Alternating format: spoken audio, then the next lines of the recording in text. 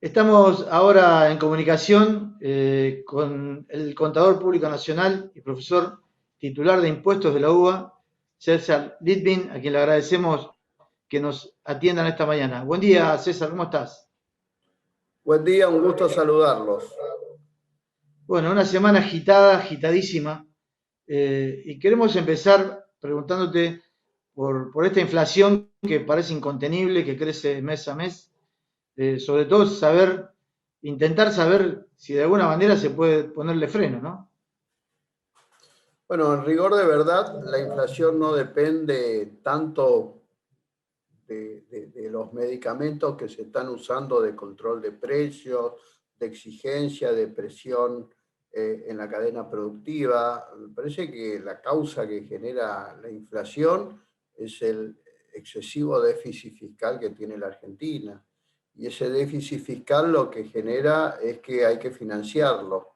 Y hoy en día tenemos una situación que se alinearon todos los planetas malos, porque por un lado tenemos una alta inflación, un gasto público récord del PBI, presión fiscal récord y récord de pobreza. Entonces, da la sensación de que algo se está haciendo muy mal. Y hablando de inflación, si la emisión es la que va a financiar el exceso de un gasto público, donde una parte del gasto público es superfluo, donde una parte del gasto público es improductivo y nadie habla de eso, ¿sí? Todo eso genera emisión y no tenemos crédito público externo ni interno. Los impuestos no dan para más, aun cuando quieren aumentar, pero no va a aumentar la recaudación. Entonces, es preocupante porque la inflación es el impuesto de los pobres, porque quienes más sufren la inflación es la gente más necesitada. Cada vez que quiere comprar sus necesidades básicas, que es exclusivamente alimentos, ¿sí? No depende de un control de precio, no depende de una situación coyuntural donde hay alguien que quiere ganar un poco más. Depende básicamente de muchas cosas. Las causas que generan inflación son muchas, pero básicamente una es muy significativa, que es la gran emisión monetaria, el gran déficit fiscal que hay que financiar. Y eso genera circulación de moneda donde cada vez el peso vale menos. No es que aumenta el dólar no aumenta, baja la cotización de nuestra moneda. Entonces, no nos preocupemos por el dólar, preocupémonos por nuestra moneda. Entonces, además, la inflación, Darío, es un tóxico en toda la economía y en los impuestos distorsiona todo, distorsiona cómo se debe medir la verdadera capacidad económica de quienes pagan impuestos, porque básicamente el sustento teórico para cobrar impuestos por parte de un Estado es cobrar impuestos a los que tienen capacidad económica. Y si ponemos como un condimento la inflación, y la inflación no es de menos de un dígito donde no mueve mucho el amperímetro, la inflación ya la mensual está en niveles alarmantes y en la proyección del año está lejos del 29% prometido, ¿sí? Yo digo que esto también distorsiona todas las capacidades contributivas y esto obviamente repercute en la confianza, en la seguridad jurídica y en la toma de decisiones para invertir. ¿Cómo se puede entender que está como probado, ¿no? Históricamente que hay mayor carga impositiva, genera mayor desocupación, mayor pobreza y se insiste con esta fórmula. Sí, es la fórmula del fracaso, es la fórmula que ya se ha intentado muchas veces y no ha funcionado.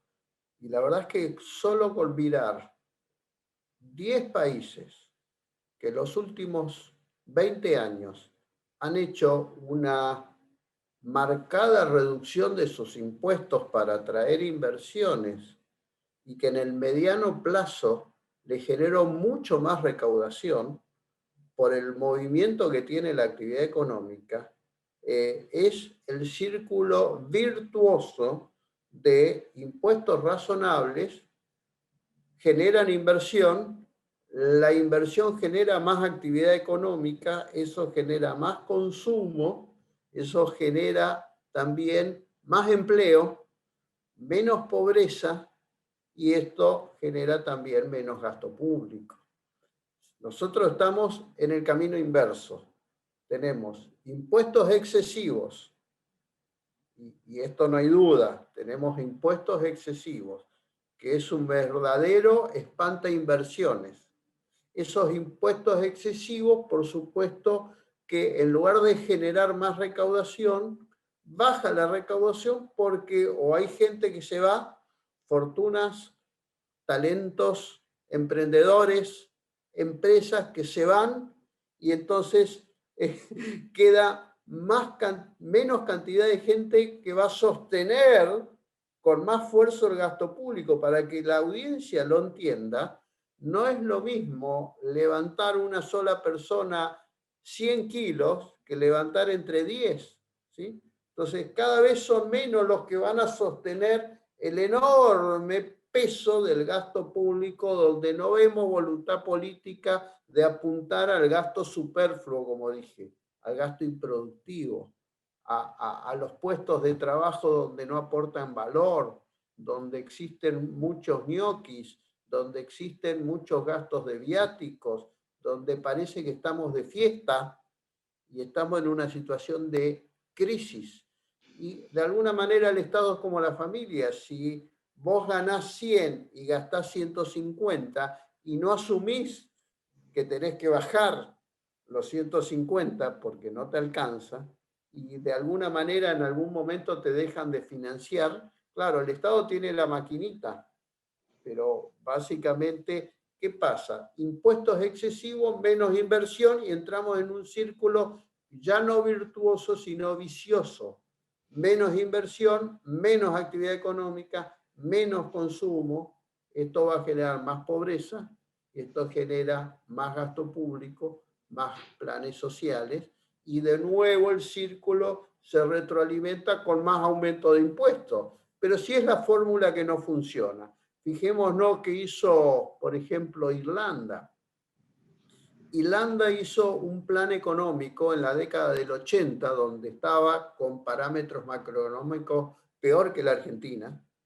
Irlanda era un país donde mucho caos social, mucho endeudamiento, los impuestos el impuesto a la renta estaban en el 58%, nadie iba a invertir a esos lugares porque hay que tener en cuenta que los capitales son mimosos, van donde mejor lo tratan. ¿Y qué hizo Irlanda? Hizo un plan económico y social que consistió en decir sacrificio ahora y beneficio a largo plazo. ¿Y en qué consistió el sacrificio? Una austeridad muy, muy significativa del gasto público. ¿Y qué hicieron? Una baja contundente de los impuestos. Del 58 bajaron al 12%, 12,5%. ¿Qué pasó? Le llevó una década, porque esto no se hace de un día para otro. Y en una década, ¿qué hizo Irlanda? Bueno, se instaló Google, Apple, todas las tecnológicas. Hoy Irlanda, los Tigres Verdes, es uno de los países europeos más importantes, más ricos, por la cantidad de valor agregado que genera, por la cantidad de inversiones que se instalaron. Entonces, yo creo que hay que definir, ¿queremos generar más actividad económica? Debemos dar seguridad jurídica y debemos dar un atractivo sistema tributario. Quiero decir que cuando inversores del exterior vienen, ya hace un tiempo que no vienen, a querer invertir en la Argentina, la primero que nos preguntan es cómo es el sistema tributario en la Argentina. Y confieso que me da pudor decir que en la Argentina hay más de 170 tributos, entre nación, provincias y municipios. Y lo que es peor, parte de estos 170 tributos son distorsivos, por ejemplo, ingresos brutos. Ingresos brutos no existe en el mundo. Es el peor de los impuestos, un impuesto de la Edad Media que empobreció a España en su momento.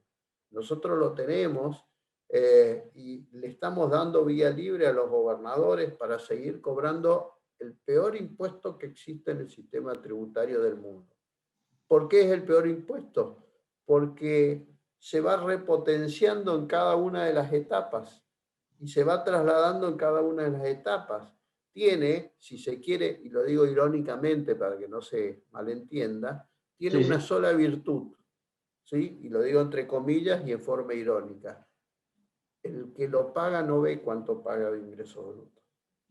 Pero Claro. cada vez que vos salís a consumir algo o a un servicio, el contenido que tiene ingresos brutos en la repotenciación de la traslación, porque se traslada ingresos brutos al consumidor, quiere decir que Claro. cuando se le da un cheque en blanco a los gobernadores suspendiendo el pacto fiscal, lo que se está haciendo es perjudicando el bolsillo de los contribuyentes, pero no se dan cuenta porque está en el precio. Claro. Y yo considero que ingreso bruto debería discriminarse, como todo tipo de impuesto, para que el consumidor, cuando pague algo, sepa cuánto se lleva al Estado de lo que está pagando y cuánto le queda a la empresa. Claro, ahora, a esta altura de nuestra historia, ¿no? Por lo menos la historia contemporánea, ¿podemos pensar que es un error de los políticos o ya es un modelo de sostener a la dirigencia de turno con sus privilegios y un Estado cada vez más gigante e inviable? Yo creo que hoy la clase política no está viendo la dimensión de la crisis y no está viendo la urgente necesidad de que hay que poner a la finanza pública argentina en terapia intensiva con respirador, porque algunos siguen gastando, ¿sí? Como si el Estado son otros. Y desde ese punto de vista hay que tener en cuenta que hay que hacer un plan de austeridad. Se gasta exclusivamente lo indispensable, se gasta exclusivamente lo necesario. Dejemos viáticos, dejemos choferes. Yo fui hace unos años a Dinamarca y a Suecia, a los países escandinavos. Los legisladores van en bicicleta, los funcionarios públicos son austeros en sus gastos, y son países que le va bien. Entonces, acá hay que hacer una política de atraer inversiones, pero dar el ejemplo con gasto público, que sea un gasto público adecuado a las necesidades. Digo, en una familia, si no nos alcanza la plata, no vamos a ir a comer afuera, no vamos a tener chofer, no vamos a viajar al exterior, no vamos a hacer determinadas cosas. Yo creo que acá hay que adecuar, y lo primero que viene antes de hablar de cualquier reforma tributaria es qué le vamos a exigir al Estado, qué tendrá que financiar el Estado, de qué se tendrá que hacer cargo el Estado. Y por el otro lado, un contenido muy importante es qué hacer con la pobreza. La pobreza es un tema que afecta a la dignidad humana, ¿sí? Y no veo nada que se esté haciendo en el sentido correcto. A mí me parece de que faltan ideas superadoras. Yo tiro una y me alejo de mi especialidad, pero sí lo digo desde otra perspectiva. Nosotros tenemos aglutinado el conurbano bonaerense mucha pobreza desocupada, y que no vive en condiciones dignas. Y por el otro lado tenemos en muchos lugares del interior importantes lugares como para cultivar, para que sacar riqueza del suelo, y se podrían formar cooperativas de trabajo, como han hecho otros países, para que esta gente no esté hacinada en el conurbano, darle una vivienda digna, enseñarle a trabajar la tierra, enseñarle a trabajar todo el valor agregado que genera todo ese tipo de cooperativas agrícolas, ganaderas, y darle la posibilidad de que tengan una buena alimentación, una buena educación para los hijos.